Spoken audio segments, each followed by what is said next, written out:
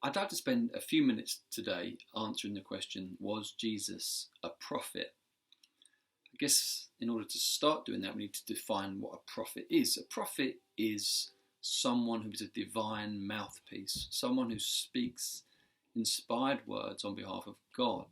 So someone whom God's Spirit moves and inspires to bring messages from God. A human, not an angel. An angel is also a messenger. But a prophet is a human inspired by God's Spirit to speak, to bring messages. And throughout history, we have different people that we would refer to as prophets, Moses, Isaiah, and others like that. Now, Isaiah himself prophesied that in the future, the Lord would send a prophet like himself, whom it was really important that people listened to. In fact, it was a matter of life and death in terms of whether or not they listened to him. And the Bible points towards this coming prophet. And then once Jesus comes, the latter part of the Bible refers back to Jesus as this prophet. But here's the thing.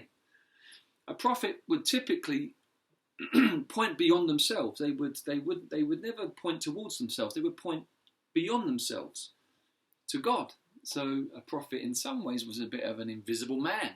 They would not be those who were in any way looking to make themselves the substance of the message. Far from it. They really were signposts pointing elsewhere. And this is where Jesus differs, you see, because on the one hand you say, well, yeah, surely Jesus is a prophet. I mean, his words undoubtedly have had the most impact in the history of our planet. There's no one else whose words have had the influence of Jesus. And so you go, well, yes, I mean, surely if anyone's a prophet, Jesus is a prophet. And yet he spoke about himself a whole lot. In fact, he really did make himself the substance of his message. Contrary to popular belief, Jesus' main message wasn't turn the other cheek, although he did say that. But actually, if you go through the gospel accounts, you'll find most of the things he's doing is pointing to himself. He says things like, I am the way, the truth, and the life. No one comes to the Father except through me. I am the good shepherd. I am the true vine. I am the light of the world. I am the bread that came down from heaven. And so on one level you go, God, maybe he crossed a line. Maybe actually he's not a prophet. He's kind of crossed the line and got into something else. And so really what you're left with is two options. You say, well, either he is a prophet and some. He's a prophet, but more than a prophet, or he's not a prophet because he's talking about himself too much. He shouldn't be doing that. So either he's a prophet, and the fact he talks about himself is fine because he's not just a signpost, he's also the destination, or he's not a prophet at all. Now it's very interesting, as you read the accounts of the Gospels, for example, you take the Gospel of Luke and then the Gospel of John, you'll find that Luke will emphasize the humanity of Jesus, that he's just like you and me.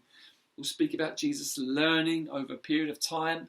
We'll speak about difficulties Jesus faced, anxiety before his crucifixion and other things like this. And then you read the Gospel of John and there's really none of that. Really, there's a couple of a reference or two to the fact it's clear that he is flesh, he is human, but really the whole emphasis is on his divinity, that he made himself to be equal with God in the way that he spoke.